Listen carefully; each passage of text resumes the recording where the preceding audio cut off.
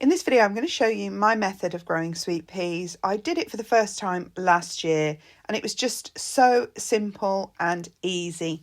Anybody can do it and there is absolutely no faff involved. Alright, so before I get into it, don't forget to subscribe, like, click the notification bell so you don't miss any of my videos, and share with any friends who you think might be interested, and also share your comments on growing sweet peas below. So I was just showing you some footage there of how I used to do my sweet peas, and this is the footage now of how I do them now, and here is the big unveiling. There you go. This was March 2023. None of these sweet peas have any transplant shock. They were all absolutely great flowering. They all went right through the winter without any fussing at all. So what I will just do once I've removed the bottles is attach them with string so they climb happily up this bamboo cane. And here's another batch I did in a planter later, so you're able to stagger planting these. And here is some, and you can see they're almost, in fact, if not even better. And this is how I used to do them on the right. And look at the difference in the quality of the plant compared to the old method, which is to start them off in various pots or containers, overwinter them in a protected place with perhaps not great light. And, then they get transplant shock and they don't grow on for another week, 3 weeks, actually, I found, once you plant them out. So this way you can just plant them in situ, they don't get any disturbance, and they're happy as Larry. So let's have a look at how I do it.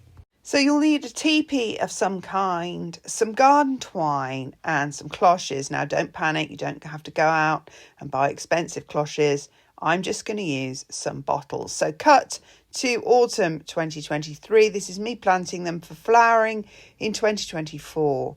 I often use bamboo canes, but in this case I had these sort of old stakes, so I've turned them upside down. Obviously the pointy stake is in the ground.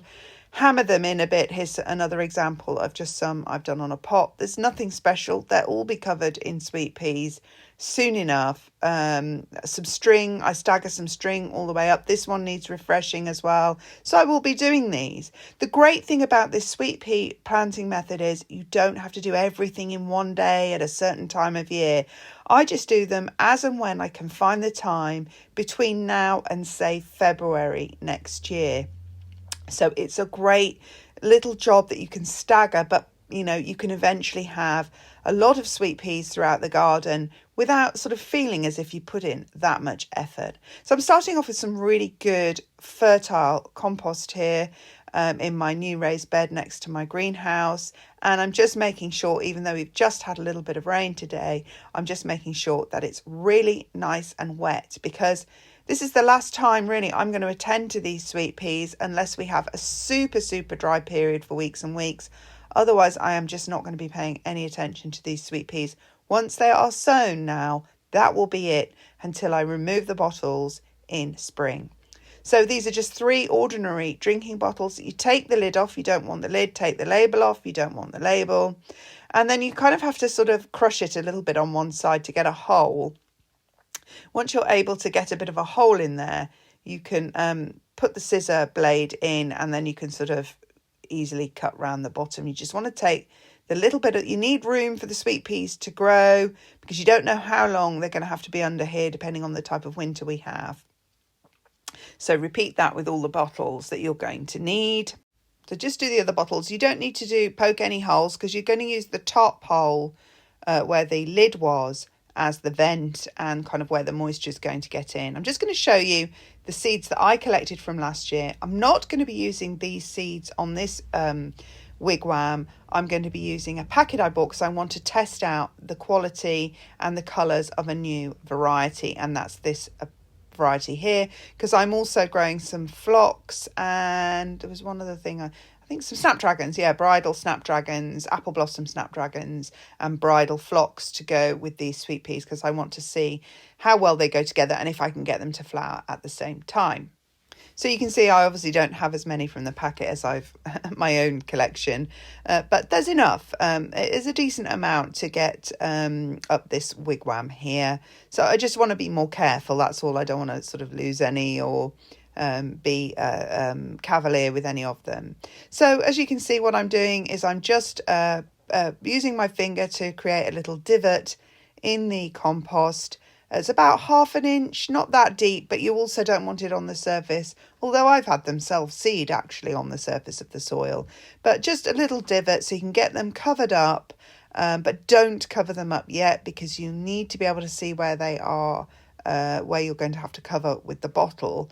And if you cover them up, you'll be guessing. So just leave them uncovered at the moment until you've placed all your seeds in where you want them to be, and you kind of place them up near against the leg of the bamboo or the wigwam, or in this case the stake, because eventually you're going to be compelling the new growth to climb up the wigwam, so you need to sort of start them off quite close. I did some on the outside of the leg, and because I had some left over, I did some on the inside of the leg as well, so there should be a nice covering. So I'll just show you again so you can see properly. You just put your finger in. Sorry, it's a bit wobbly because I was doing it with one hand while filming with the other, because I felt I could get closer up if I filmed. So it does help if there's not leaves in the way, of course. So you just roll the sweet pea into the divot that you've made with your finger. And as you can see, it's not that deep. And you just plop a little sweet pea in each. Some people say plant 2, but I don't know. I mean, I don't think that really matters, because plant 1, plant 2, it doesn't matter. I mean, whatever grows. It's still going to end up covering your wigwam. But so I don't really subscribe to that. I'd rather have all my sweet peas have a good chance and plenty of room than assume that 1 in 2 is going to fail. I don't do that. So the other thing I was going to say was I don't soak my sweet peas. All this start before Christmas, start in autumn, start in spring. It doesn't make any difference, I've realised. Just start them when you can. As I say, I will plant sweet peas now right through to February, unless I get super busy one day and I am able to do it all in one day.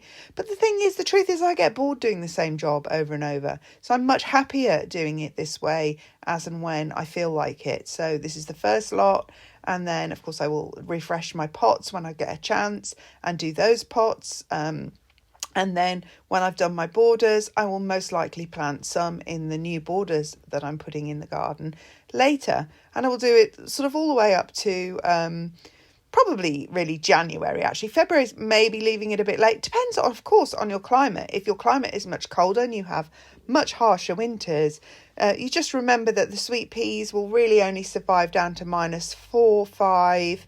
So obviously you can extend that a little bit with a cloche.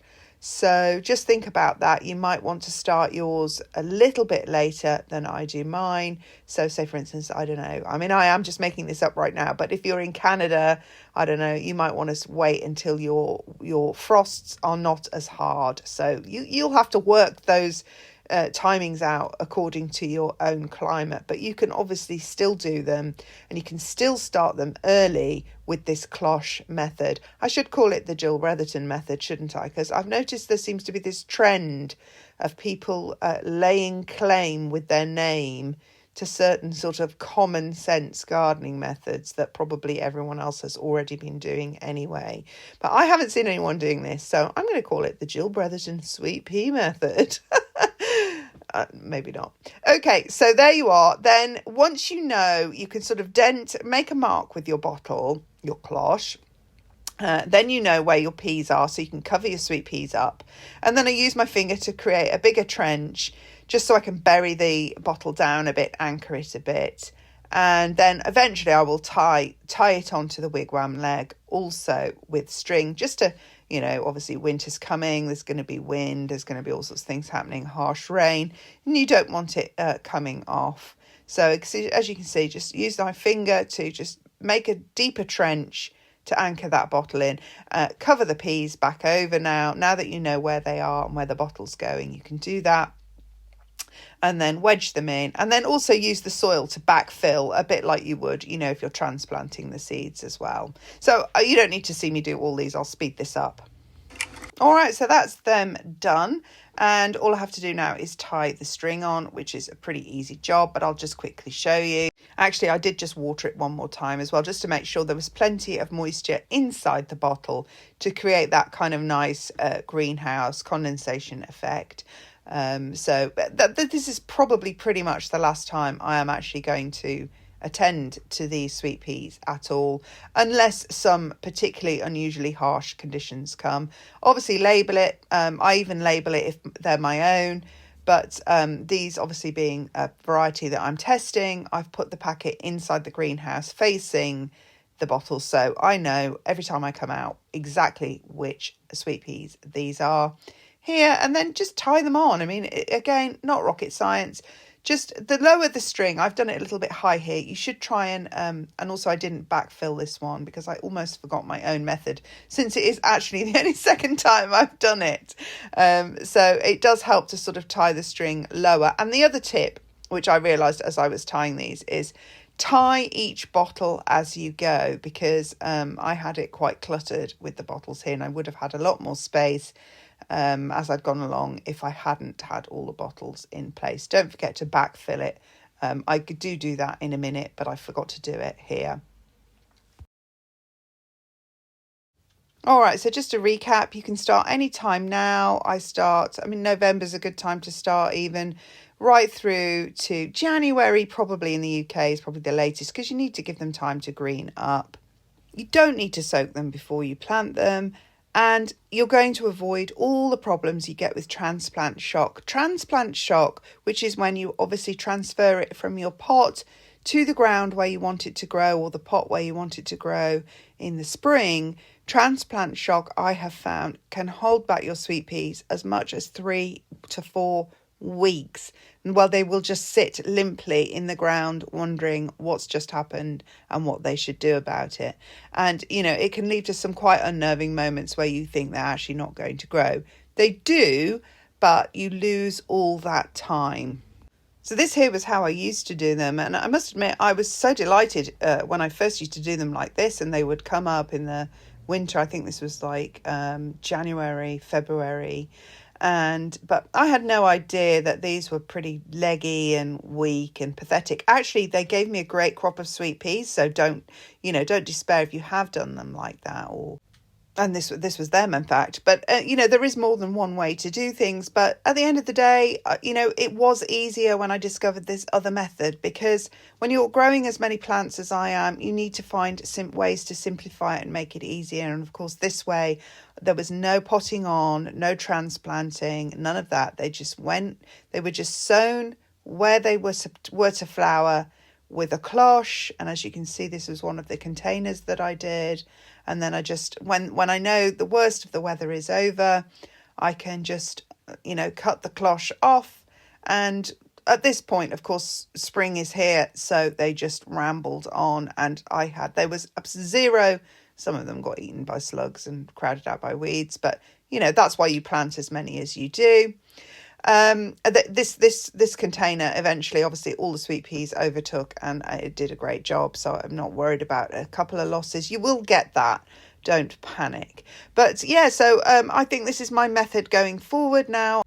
And again, just to reiterate, they won't necessarily do well below -5. So if you get a situation like that arise, you may just want to come and throw some bubble wrap and fleece around them. But I obviously don't. In the southeast of England, I didn't have to encounter that this year. I think I must have had more than, sustained, -6 or 7 or 10. Maybe one night isn't really going to make that much difference. I'm not sure. Here's some more that I did. These were actually sowed without a cloche, actually later in the spring, when the risk of hard frosts were past anyway. So this is what I mean about you can stagger them. So I was planting them out from October, November, right through to February, March. It seems these were planted even. And I still got a good summer display. So that just gives you an idea of how easy sweet peas are. and a lot is made of how complicated they are. So I just wanted to do this video so that you know you can have beautiful sweet peas too, and don't let anybody tell you otherwise. So I hope this video helped you in your sweet pea journey and helped you cut a few corners and save a bit of time and money. And if it did, please subscribe, like, share with your friends, comment below, and I'll see you again in my next video. Thanks for watching. Bye.